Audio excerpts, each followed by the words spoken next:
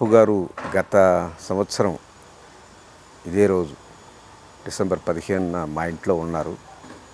యాదృచ్ఛికంగా ఒక 2 రోజులు ముందుగా వచ్చారు.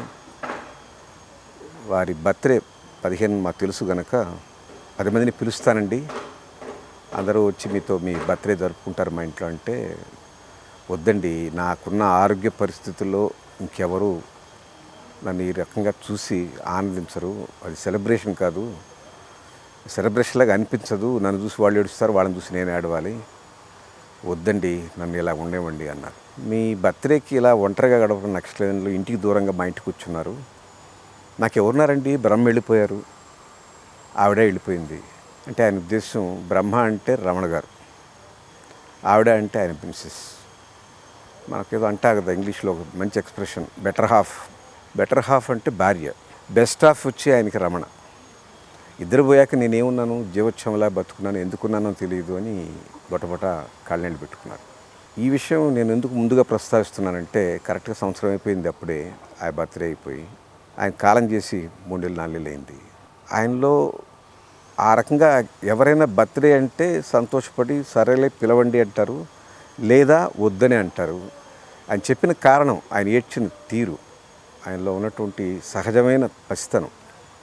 మామూలుగా ప్రతి మనిషిలో న్యాచురల్ చైల్డ్ అని ఒకటి ఉంటుంది, అది కొంత వయసు వచ్చాక పోతుంది. ఆ తర్వాత స్వచ్ఛమైన నవ్వు కాదు, స్వచ్ఛమైన మాట కాదు, మొహానికి ఒక ముసుగు వస్తుంది. నేను ఈ మాట మాట్లాడితే ఎదుటి వాళ్ళు ఎలా ఫీల్ అవుతారు, నేను ఈ మాట మాట్లాడకపోతేనే మంచిదేమో, ఈ మాట మాట్లాడి వాళ్ళు నొప్పిస్తానేమో. మంచివాళ్ళైతే అట్లా, చెడ్డవాళ్ళైతే లోపల ఒక క్రూరమైన భావం పెట్టుకొని మంచిగా మాట్లాడతారు. ఏది కానీ ఒక మాస్క్ అనేది వస్తుంది, ఆ మాస్క్ అనేది రాను రాను వయసు వచ్చే ముందు వస్తుంది, కనుకనే అతను సహజత్వానికి దూరంగా కృత్రిమంగా తయారైపోతాడు. అది మనిషి పరిణామ దశ. ఆయనకి లేదు అది, ఆయన అలా పసివాడిగానే మిగిలిపోయాడు. చిట్ట చివరి వరకు ఆయన పసిపిల్లల మనస్తత్వంతోనే ఏ రకమైన భేషజం లేకుండా అలా కొనసాగిపోయారు. ఆయన గురించి ఒక్కరి గురించే చెప్పుకోవడం కష్టం, ఎందుకంటే ఆయనతో మమేకంగా ఇంచుమించుగా 70 ఏళ్ల పాటుగా 72 ఏళ్ల పాటుగా ఆయనతో సహవాసం చేసిన రమణ గారు ఒక ద్వంద్వ సమాసం. ఈయన లేకుండా ఆయన లేరు, ఆయన లేకుండా ఈయన లేరు. ప్రతి పనిలో ఒకరికొకరు విచిత్రం అనమాట అది. అంటే ఒకరు రమణ గారు అనుకోండి, ఏదో ఊహకొచ్చి రాస్తారు, ఆ ఊహని కొనసాగించి గీస్తారు. బాపు గారికి ఏదో ఊహకొచ్చి గీస్తారు, దాని రమణ గారు కొనసాగించి రాస్తారు. అసలు అది ఎలాంటి జంట వ్యవహారం అంటే, మామూలుగా కవుల్లో జంట కవులు ఉన్నారు, తిరుపతి వెంకట కవులు. కానీ ఒకరు రాత, మరొకరు గీత, ఒకరినొకరు అనూచానంగా ఒకరినొకరు అనుసరించి ఆయన ఊహకి ఈయన బలం చేస్తూ ఈయన గీస్తే, ఈయన ఊహకి బలం చేస్తూ ఆయన రాస్తే, అది విచిత్రమైనటువంటి ద్వంద్వ సమాసం. అట్లాంటి అపురూపమైన జంటను మనం ఎక్కడ చూడం. మన అదృష్టం ఏంటంటే ఆయన టైంలో మనం పుట్టడం, అదే శతాబ్దంలో. ఆయన అదొకటే కాకుండా ఎంతో కొంత ఆయనతో మమేకంగా తిరగలడం. మా అనుబంధం నాది రమణ గారితో, బాపు గారితో సుమారుగా 16-17 సంవత్సరాలు. ఇంత కాలం ఆయనతో కలిసిమెలిసి అనేక విషయాల్లో, అనేక చర్చల్లో, అనేక రకమైనటువంటి ఆత్మీయ సంభాషణలు, కుటుంబ పరంగా, వారి రచనా పరంగా, బొమ్మల పరంగా, మా ఇంట్లో ఏదైనా మంచి సన్నివేశం వచ్చినా, మా ఇంట్లో ఏదైనా కష్టం వచ్చినా, వాళ్ళ ఇంట్లో ఏదైనా కష్టం వచ్చినా ఆయనతో అనుబంధం ఉండడం నా అదృష్టంగా భావిస్తాను. నాకు అంతకన్నా గొప్ప వాళ్ళ స్నేహితులు అన్న కూడా వీలేదు, ఎందుకంటే వాళ్ళకి నాకు వయసు తారతమ్యం ఉంది. స్నేహం చేసి ఏరా బాబు అనుకునేంత ఇది కాదు, కానీ విపరీతమైన ఆత్మీయత. మన ఇంట్లో మనుషులు వీళ్ళు, మన ఇంట్లో వాళ్ళకన్నా భిన్నంగా ఉన్నారు. ఇంట్లో వాళ్ళు ఇంకో రకంగా ఉంటారు, వీరి పద్ధతి ఇంకో రకంగా ఉండేది. అయినప్పటికీ అంత దగ్గరతనం అనుభవించడం నా అదృష్టంగా భావిస్తాను. ఒక గొప్ప కవి అనేకమైన నిర్దిష్టమైన సమాసాలు లేదా మంచి పదచాతుర్యం చూపించి ఒక దేవుణ్ణి వర్ణించాలనుకోండి, రాముడు ఎలా ఉంటాడని ఎంతో కష్టపడి ఆయన పొందిగా ఒక పద్యాన్ని రూపొందించి, ఆ రూపాన్ని మన మనసుకి అవగాహన చేసేదానికి ఎంతో తీవ్ర ప్రయత్నం చేస్తాడు. ఒక పద్యంలో కాకపోవచ్చు, పోతన గారు ఎన్నో పద్యాల్లో వర్ణిస్తే కానీ కృష్ణుడి స్వరూపాన్ని మనం ఊహకు అందదు, మనందరికీ అందదు. మహానుభావులు కొంతమంది ధ్యాన నిమగ్నం లేని వాళ్ళకి ఆ పద్యాన్ని గుర్తు తెచ్చుకొని, ఆజానుబాహం అరవింద దళాయతాక్షం అంటే, ఓహో ఇంత పెద్దగా ఉంటాడు, ఇంత పొడుగ్గా ఉంటాడు, ఇంత ఒడ్డు పొడుగు, ఆ కళ్ళు ఎలా ఉంటాయి, ఆ ముక్కు ఎలా ఉంటుంది, అన్నీ ఊహించాలి మనం. చాలా కష్టమైన ప్రక్రియ అది, అది అందరికీ సాధ్యమయ్యే పని కాదు. ఇలాంటి కష్టాలు లేకుండా, ఇలాంటి ఊహక తావు లేకుండా మహానుభావుడు 2 గీతల్లో రాముని చూపిస్తాడు. ఎంత ఈజీ అది. ఒక కవి చేయలేని పనిని లేదా చేయగలిగిన పనిని, నేను కవుల్ని తక్కువ చేసి మాట్లాడటం కాదు, ఎంతో పెద్ద ప్రయత్నం చేసి పోతన గారు, నన్నయ్య వీళ్ళంతా వర్ణించారు. వాల్మీకి వర్ణించాడు రాముణ్ణి. అదే రాముణ్ణి ఆయన అవలేలుగా 4 గీతల్లో గీసి, ఈ సామాన్య మానవుడు, ఊహంటే తెలియనివాడు, ధ్యానం అంటే తెలియనివాడు, ఒక సగటు మనిషి ఆ బొమ్మ ఆహా మా రాముడు ఎంత బాగున్నాడు అనుకునే పరిస్థితి తీసుకొచ్చాడు అనమాట. అమ్మవారు ఎంత బాగుంది, ఆయన ఏది గీసినా, కృష్ణుడు గీసినా అంతే, కొంటి కృష్ణుడు గీసినా అంతే, దీర్ఘాలోచనలో ఉన్న కృష్ణుడు గీసినా అంతే, రాముని గీసినా అంతే, సీతమ్మ వారిని గీసినా అంతే, హనుమంతుని గీసినా అంతే. అసలు దేవతలు ఇలా ఉంటారని మనకు చెప్పింది ఎవరండి? పుస్తకాలు చదువుకుంటే ఈ కవులు, పుస్తకాలు చదవడం ఒక పామర జనం ఉన్నారు. మా ఊళ్ళో మా ఇంట్లో పనిచేసే పిల్లలే ఉన్నారు. వాళ్ళంతా రామాయణాలు, భారతాలు, భాగవతాలు చదువుతారా, పోతను అర్థం చేసుకుంటారా, శ్రీనాథుడి సమాస భూయిష్టాలను అర్థం చేసుకుంటారా? వాళ్ళకి తెలిసింది ఆ చిత్తరువు చూస్తేనే అర్థమైపోద్ది. దేవతలు ఎలా ఉంటారు, దేవుళ్ళు ఎలా ఉంటారు. ఆ దేవీ దేవత వాళ్ళకు స్వరూపంలో ఉన్నటువంటి పవిత్రతని, ఆ నిశ్చలత్వాన్ని, ఆ నిర్మలత్వాన్ని ఆయన పెయింటర్ కాదు, గీతకారుడు. ఒక గీతలో చూపించాడు ఆ పవిత్రతని. అంత విశేషం నేను ఇంకెవరి దగ్గర చూడలేదు. రవివర్మ గీశారంటారు ఆయన పెయింటింగ్స్ అవి ఓకే, దాన్ని కూడా ఒక పద్ధతి మంచిదే. కానీ ఇంతగా ఆకట్టుకొని మనసులో ముద్ర వేసుకుంది నా వరకు నాలాగే అశేషమైన తెలుగు వాళ్ళకి బాపు గారే. మనకు దేవీ దైవ దర్శనం చేయించిన వాడు ఎవరంటే బాపుయే. పోనీ అతన్ని అట్లా ఆగిపోతామంటే కొంటె బొమ్మల బాపు. ఆయన ఎన్ని విచిత్రమైన బొమ్మలు వేశారు. బుడుగు అనే క్యారెక్టర్, జ్ఞానపశువునొబ్బ క్యారెక్టర్, పక్కింటి బాబాయ్ క్యారెక్టరు, పక్కింటి పిన్ని క్యారెక్టరు, సరసుడైన ఒక officer character, corrupt officer character, ఎన్ని క్యారెక్టర్స్ ఎన్ని సృష్టి చేశారు ఆయన. అసలు ఆ నిర్మలత్వం నుంచి కొంటెతనానికి ఎలా వచ్చాడు, ఇక్కడి నుంచి అక్కడికి ఎలా వచ్చాడు, ఎలా ఒక పక్క నుంచి ఇంకో పక్కకి దూకాడు, అన్నీ విపర్యాలయ్యి. కొంటెతనం, నిర్మలత్వం పక్కన ఇమ్మడవు. కార్టూనిస్ట్ అంటే కార్టూనిస్ట్గా ఉంటారు, లేదా ఇలాంటి దేవీ స్వరూపాలు వేసాయని ఆ రకంగా ఉండిపోతారు. వాళ్ళు ఆ కంచి దాటరు. ఈయన కంచే లేదు, ఎల్లలేవు. చాలా విశేషమైన వ్యక్తి. ఇవన్నీ ఇంత ప్రతిభ ఉన్న వ్యక్తి ఆయన చూడండి. ఇంత ప్రతిభ ఉన్నప్పుడు కొంత అహంకారం వస్తుంది, ఒక రకమైనటువంటి దర్జాతనం వస్తుంది, ఇంకో రకమైనటువంటి భేషజం వస్తుంది. వేటికి తావు ఇవ్వలేదు ఆయన. తావు ఇవ్వలేదంటే అది తెలుసు కాదు, ఆ పసిపిల్లాడిగా ఉండిపోయాడు కాబట్టి. ఇప్పుడు ఆ స్థితికి ఎదిగినటువంటి ఒక ఆర్టిస్టు పోయి ఏమండి మీ విశ్వనాథ్ గారు మీరు చాలా గొప్పగా తీశారు సినిమా అన్నాం అనుకోండి, ఆయన ఏమంటారు? అలా బాబు నచ్చిందా, థ్యాంక్ యూ అంతే.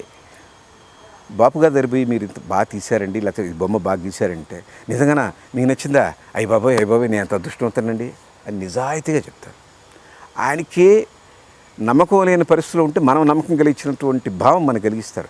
నిజంగానా అంత బాగుందా, ఇది నిజం, ప్రామిస్ అని అడిగి 3 సార్లు చెప్పించుకుంటారు. ఎవరికి ఉంటుంది అది? అంత తత్వానికి ఆయన పరిణితి ఎదిగిందంటే ఆయన దేనికి ఏమంటు మనం దేంట్లో పెట్టి ఏ మూసలో బంధించాలి ఆయన్ని? ఆయన అతి వినయం అనుకోవాలన్నా, లేకపోతే అసలు అమాయకత్వం అనుకోవాలన్నా, లేకపోతే ఆయనకి ఏ రకమైన జాడ్యం అంటకుండా స్వచ్ఛమైన పసి మనస్సు అనుకోవాలో తెలియదు మనకి. ఆయన చేసిన ఏ సృష్టి కూడా మనం మెచ్చుకుంటే అద్భుతంగా పొంగిపోయాడు. అంత నచ్చిందని మీకు? నిజంగా అంత బాగుందంటారా? ప్రామిస్ నిజంగా చెప్పండి, కొంచెం లోపం ఉంటే చెప్పండి సార్, మళ్ళీ ఈసారి బాగా వేస్తాను. మా ఇంటికి మా అమ్మ ఒక దేవి స్వరూపం వేయమని అడిగితే వేయించారు. మా అమ్మ దగ్గరే ఉంది అది. మా ఇంటికి భోజనానికి వచ్చినప్పుడు చాలా బాగా ఇచ్చారండి, బాగుంది. అమ్మ మీకు నచ్చిందా తల్లి అని. బాగా, ఈసారి ఇంకా బాగా ఇస్తానమ్మా, ఈసారి ఇంకొంచెం శ్రద్ధ పెట్టి చేస్తానమ్మా. ఎవరన్నట్టు ఆయన సన్మానం ఉండి రండి అంటే వద్దండి నేను రాను, నాకు భయం అండి. అది రాను అంటే నేను ఒక థియరీ పెట్టుకుని ఇప్పుడు నేను చెప్తుంటాను సన్మానాలు వద్దు నేను రానని. అది తెలిసి చెప్పడం నేను ఒక రకంగా నాకున్న భేషజం, నేను సన్మానాలకు అతీతుని కాదు అన్న భావంలో అంత దర్జాగా చెప్తాను. నాకు వద్దండి సన్మానాలు, మీరు చేయక్కర్లేదు, థ్యాంక్ యూ అని అంటాను. ఆయన అది కాదు, నాకు భయం అండి బాబు నేను రాలేని అంటాడు. ఏం భయం ఎందుకండి అంటే, మీకు జలగండం లేదు, నాకు అక్కడ జనగండం ఉందండి, నేను మనుషులను చూస్తే భయం అండి బాబు అంటాడు. ఆయన నిజాయితీ అది. ఆయనకి నాకు ఒకేసారి ఎస్వి యూనివర్సిటీలో డాక్టరేట్ ఇచ్చారు, వెంకటేశ్వర యూనివర్సిటీ. నేను ఫోన్ చేసి చెప్పాను, మీకు వచ్చింది నాకు వచ్చింది, కలిసిపోదామండి, మీరు హైదరాబాద్కి రండి, ఇక్కడి నుంచి పోదాం తిరుపతికి అన్న. నేను రానండి, నాకు భయం అండి, చాలామంది ఉంటారు కదండి అక్కడ, ఎంతమంది ఉంటారండి అన్నాడు. నాకు కాన్వకేషన్ అంటే వస్తారు కదండి, ఒక 1000 మంది అన్న వస్తారు. అమ్మో 10 మంది దాటితే నేను ఉండలేనండి, మా షూటింగ్లో కూడా అందరూ బతిలాడుకుని మా అసిస్టెంట్ డైరెక్టర్ చెప్పేవాడండి, వీళ్ళు పంపించండి నేను సరిగ్గా డైరెక్ట్ చేయలేకపోవచ్చు, వాళ్ళని చూస్తే నాకు సిగ్గుగా ఉంటుంది, భయంగా ఉంటుంది అనేవాడు. 10 మంది ఆడితే భయం ఆయనకి, 1000 మందో నేను రానన్నాడు. బలవంతం చేసి కూడా తీసుకొచ్చాడు. ఈ కాన్వకేషన్కి వాళ్ళ అక్కడ రోప్స్ వేస్తారు డిగ్రీ ఇచ్చే ముందు. ఆయన వేయగానే నాకు ఇవన్నీ ఏంటో వద్దండి, కంగారుగా ఉందండి, లోపల భయం వస్తుందండి అన్నాడు. వణికిపోతున్నాడు. ఏ లేదండి, వాళ్ళు ఎప్పుడు టైం మెయింటైన్ చేయరు. 10 గంటలకు అన్నారు, 9:30కి వచ్చి మాకు వేషాలు వేస్తారు, మమ్మల్ని నడిపించి తీసుకెళ్ళాలి. అది కూడా ఏం చేస్తారు వాళ్ళు, ఒక రకమైన కాన్వాయ్ లాగా తీసుకెళ్తారు, బాజా భజంత్రీలు ఉంటాయి, అంటే ఊరేగింపుగా తీసుకెళ్తారు. అసలు ఆ శబ్దాలు చూడగానే వరప్రసాద్ గారు నన్ను రూమ్ పంపించారంటారు. ఏమండి అంటే నా భయంగా ఉందంటాడు.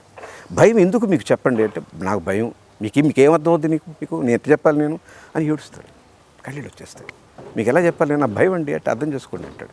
చివరి బలవంతంగా లాక్కెళ్తే ఆ నెత్తిన టోపీ అది పెడతారు కదమ్మా, ఇది ఒత్తుకుంటుందండి, నేను చచ్చిపోతానేమోనండి, వద్దండి తీసేయని అంటారు. ఇది తీయకూడదండి, మర్యాద గవర్నర్ ఇస్తున్నారంటే వాడి మొహం నా వల్ల కాదండి, తీసేసి వెళ్ళిపోయాడు. డిగ్రీ తీసుకోలేదు. తిరుపతికి వచ్చి నేను చేయబట్టుకొని నడిపిస్తే అక్కడ దాకా వచ్చి నాకు భయం అని చెప్పి, ఇది ఒత్తుకుంటుందని చెప్పి నేను చచ్చిపోతానండి అని వెళ్ళిపోయారు. ఆయనకి ఆయన పసితనం ఉందంటారా, జానతనం ఉందంటారా? ఇలాంటి వ్యక్తిని మనం చూడగలం. అంత ప్రతిభ, బాల్యం కోల్పోనటువంటి గొప్ప వరం, వినయం, అణుకువ, తన శక్తి తనకు తెలియనటువంటి హనుమంతుడి తత్వం. హనుమంతుడు కూడా తన శక్తి తనకు తెలియదట. ఎవరో చెప్తే కానీ బాబు నువ్వు లంఘించగలవంటే లంఘించాడు ఆయన. లేకపోతే ఆ సముద్రం చూసి బెంబిలిపడి ఆయన ఇలా కూర్చున్నాడు. రమణ గారు ఆయన్ని దగ్గరుండి కాపాడుకున్నారు కాబట్టి ఆయన మనిషిగా జీవించారు. రమణ గారు పోయాక ఆసరా పోయింది. రమణ ఆయనకి ఒక గోడ వార్పు లాంటి వాడు. గోడ కానుకొని మనం దర్జాగా కూర్చుంటామే అలా కూర్చునేవాడు. ఈయన ఏ నిర్ణయం తీసుకోవాలన్నా, ఏమంటే వెంకట్రావు గారు మీరు చెప్పండి నాకు తెలియదు అనేవాడు. అంటే బాపు చెయ్యి, మీరు చేయమన్నారుగా చేస్తాను. వాళ్ళిద్దరి మీద సంభాషణలు ఉంటాయి. వెంకట్రావు గారు అంటే రమణ గారు, ఆయన పిలిచి చెప్పారు వెంకట్రావు, ఏమయ్యా నేను పియనా అన్నీ నన్ను అడుగుతావు, నువ్వు నీ ఇష్టం నువ్వు కావాలంటే చేయి, లేకపోతే మానే అంటే, నా వల్ల కాదు వెంకట్రావు గారు అని పెద్దగా ఏడుస్తాడు. చిట్ట చివరన రమణ గారు పోయేటప్పుడు బాధపడింది బాపు గారి గురించే, ఎట్లా బతుకుతాడు అని. అంత మమేకంగా బతికారు వాళ్ళు. కింద ఈయన, పైన రమణ గారు, కింద బాపు.